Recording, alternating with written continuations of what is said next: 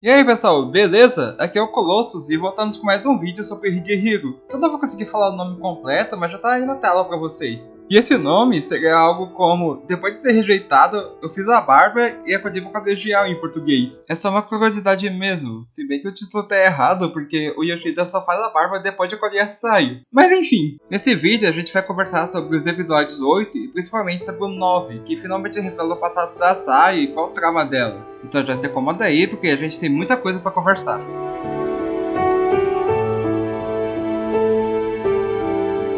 Bom, o foco do vídeo vai ser o episódio 9, mas eu vou dar uma resumida no 8 também, porque acontecem algumas coisas que eu acho interessante pontuar para contextualizar. Nele, a Mishima encontra a Saio, que explica ter alguém procurando. Então a Mishima a leva pro karaokê e em seguida avisa pro Yoshida que elas estão se divertindo juntas. E lá, a Saio diz que não conhece nenhuma música e que ela nunca foi ao karaokê com os amigos. E guarda essa informação porque vai ser relevante mais pra frente. E então a Mishima diz que a Saio não tem muito tempo e deve pensar seriamente no que fazer, e pergunta o que ela vai fazer quanto à relação dela com Yoshida, pois os dois dependem psicologicamente um do outro agora e uma separação repentina seria traumática. E ela também pergunta se a Sayo tá apaixonada pelo Yoshida, se ela cumpriu o objetivo que tinha quando fugiu de casa e se terá valido a pena caso ela seja levada de volta antes de cumprir esse objetivo. E este foi mais um interrogatório de Yuzuha Mishima. E logo depois disso, Yoshida chega para buscar a Saio, e aqui eu admito que eu fiquei com um pouco de dor da Mishima, porque eles pareciam casados conversando, e a Mishima desaba logo depois que eles vão embora. No outro dia, a Saio e Yoshida vão ao festival e nós temos mais alguns pequenos detalhes sobre o passado dela, como ela só ter ido em festivais quando era bem pequena por não ter amigos e nunca ter tido vontade de ir,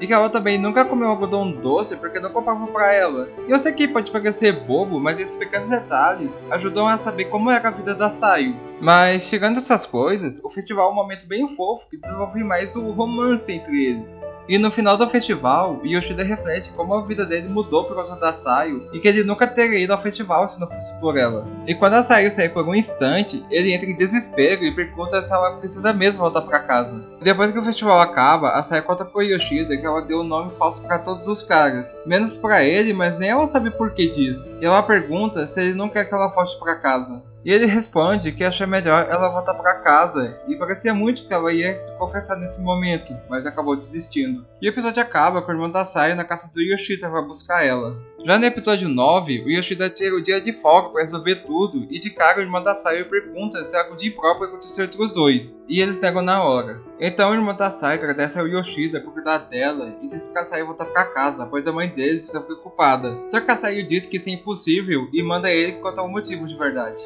E ele admite que na verdade a mãe deles quer evitar um escândalo, pois a escola acha que a Saio está sendo mantida trancada em casa. E ao ouvir isso, Yoshida pergunta se a mãe dele só está preocupada com o que os outros vão dizer e não convencer a própria filha. E o irmão da Saio fica sem saber o que responder. E então Yoshida pede alguns dias para Saio poder pensar. E ela diz o quanto Yoshida fez mudar e fala que ela não quer voltar enquanto não souber o que vai levar de volta depois de ter chegado tão longe. E ao ver como seu irmão mudou, ele concorda em dar uma semana para ela poder pensar. E logo depois disso, a Saio chama a Asami para casa do Yoshida e conta pros dois o que aconteceu com ela. E ela conta que nunca se deu bem com a mãe e em parte por isso ela nunca quis se dedicar a nada no colégio, nem mesmo aos amigos, e era ótimo o fato de que todos a evitavam. Mas uma menina, a Yuko, que também não se encaixava, se aproximou dela e virou sua amiga. E a Saio tinha certeza de que todos viam elas como as duas rejeitadas que se uniram. Mas a Saio realmente gostava muito de ficar com a Yuko e por causa da gentileza dela, começou a sorrir.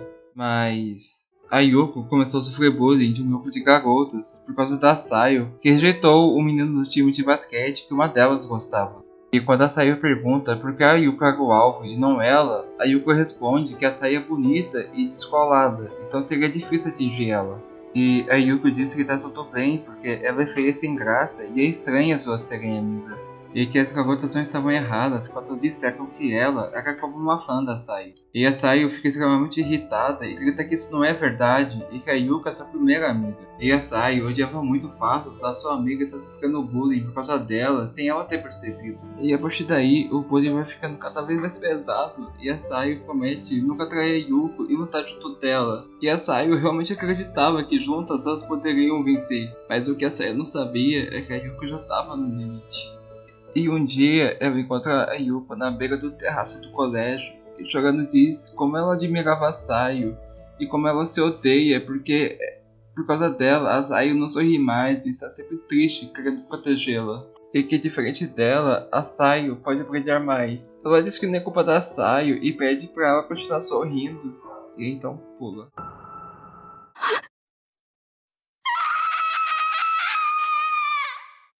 Depois disso, a mãe dela joga toda a culpa na Sayu e diz que a filha só complica a sua vida e pergunta se não foi ela que matou a menina.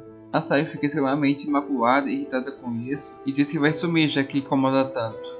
E ao saber do que aconteceu, o seu irmão a leva para um hotel e lhe entrega 300.000 ienes, que convertendo dá cerca de 13.900 reais. E ele diz que se ela não gastar à toa, o dinheiro deve dar por 2 semanas, e que ela deve ligar se sentir que tem perigo ou se alguma coisa acontecer. Só que as coisas só pioraram com isso, e a Sayu começou a se sentir cada vez mais vazia e solitária. E então o dinheiro acabou e até a gentileza do seu irmão começou a parecer só pena para ela. E foi aí que ela concluiu que ela não vale nada para ninguém, e até ela ficou surpresa com o fato dela mesma não se importar com isso. E então a Sayu esbarra em um homem que ao saber que ela fugiu de casa se oferece para cuidar dela. E no começo a Sayu pensa que é só bondade, mas na verdade o homem só queria se deitar com ela. E como a Sayu não queria voltar para casa, acaba cedendo. E ela mesma se acha idiota por ter sido a primeira vez dela e ela nem se lembrar do nome do cara. E foi assim que começou. Ela ofereceu o próprio corpo em troca de um teto e ela seguiu assim até conhecer o Yoshida. E depois de contar sua história, a Sami dá apoio e conforta a Sayu que acaba chorando até dormir. E no final do episódio, a Sami e o Yoshida conversam e ele diz que nem mesmo um adulto saberia lidar com o que a Sayu passou antes de fugir de casa.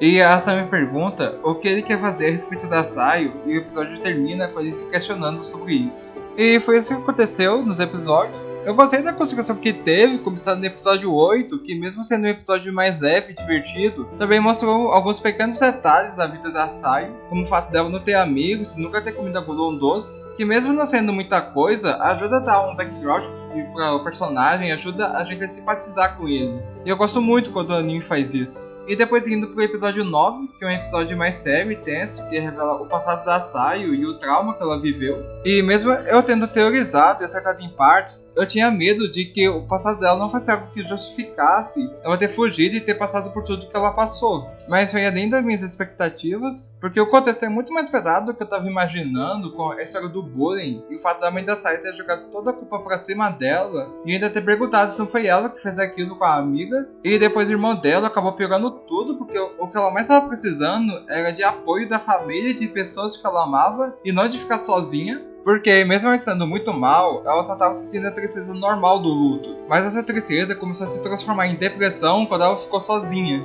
E as cenas do hotel e do parque têm um peso muito grande para isso, são cenas bem relevantes, com ela no hotel tentando preencher ou esquecer esse vazio, e já no parque, ela completamente desiludida, sem esperança e concluindo que ela não vale nada, e que ela mesma não se importa com isso. A expressão que ela tinha e a facilidade que ela teve de jogar o celular fora quando a bateria acabou demonstram isso. Também foi interessante ver como que ela começou a oferecer o próprio corpo em troca de um teto, que não era algo que ela queria no começo, mas que ela jogou necessário para ela sobreviver, por isso ela continuou fazendo. E foi interessante ver esse primeiro cara que acolheu ela, porque ela acreditava que ele estava sendo bonzinho com ela, mas na verdade ele queria se deitar com ela. E isso mostra de onde veio o pensamento dela de que ninguém é bonzinho sem motivo. E eu vi algumas pessoas comentando de que na web novel e na light novel detalha como foi a primeira vez dela e que foi algo horrível. Eu pesquisei, mas não consegui encontrar nem a web novel e nem a light novel para ler. Mas com certeza essa deve ter sido uma experiência muito traumática para ela.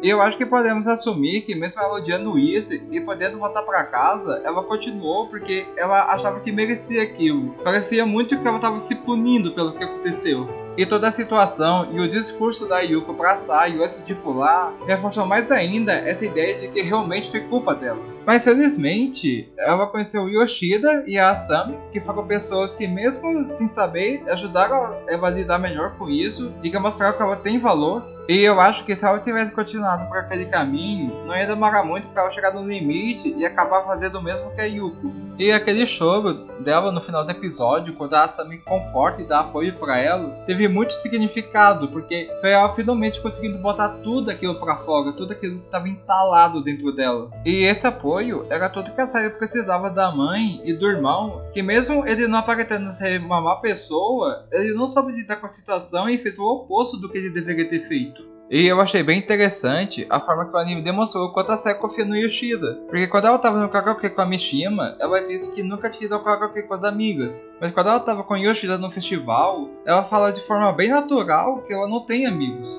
E isso volta lá no segundo episódio, que é quando a Sayu mente pro Yoshida, dizendo que não parava de receber ligações dos amigos de Hokkaido, e por isso ela jogou o celular dela no mar. E também lá no episódio 4, que ela fica meio estranha quando o Yoshida diz que seria bom ela conseguir um trabalho, porque assim ela poderia fazer novos amigos. O que demonstra uma clara evolução da personagem dela, e evolução essa percebida pelo irmão dela, que disse que ela estava se impondo muito mais do que antes, e é por isso que ele resolveu dar uma semana para ela poder pensar. Enfim, o que eu tô tentando dizer com tudo isso é que a Sayu de agora é bem diferente da Sayu do começo do anime. Então é isso, pessoal, eu gostaria de ver o passado e os traumas da Sayu, porque isso deu uma aprofundada na personagem dela. Então comentem aí embaixo o que vocês acharam, e se vocês gostaram da evolução que ela teve, ou se ela precisa melhorar mais ainda, pra gente poder conversar e ter um debate saudável a respeito do anime. E se vocês gostaram do vídeo, curtam, se inscrevam e ativem o sininho para não perder os próximos vídeos sobre Higehiro e dos outros animes que eu tô acompanhando, beleza? Então é isso, vejo vocês no próximo vídeo, falou!